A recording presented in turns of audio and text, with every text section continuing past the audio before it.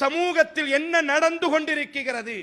ஒரு மாசத்துக்கு முன்னாடி எங்க ஊர்ல 2 வாலிபர்கள் டூ வீலர்ல ரேஸ் செய்யும் பொழுது இறந்து விட்டார்கள்.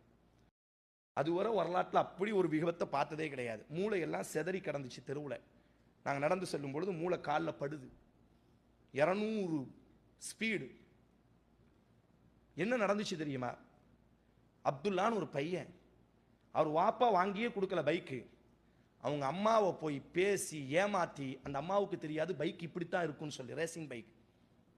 அம்மா என்ன நினைச்சாங்க, அந்த அம்மா சொன்னாங்க எங்கள்கிட்ட, இப்படி பைக்குன்னு எனக்கு தெரியாது, மகன் பைக் வாங்கி கேட்டான், நான் சாதாரணமாக பைக் வாங்கி கொடுத்தேன். ஆனால் அந்த பைக்கு சாதாரணமான பைக் அல்ல, திருகுனா 200 தான் போகும்.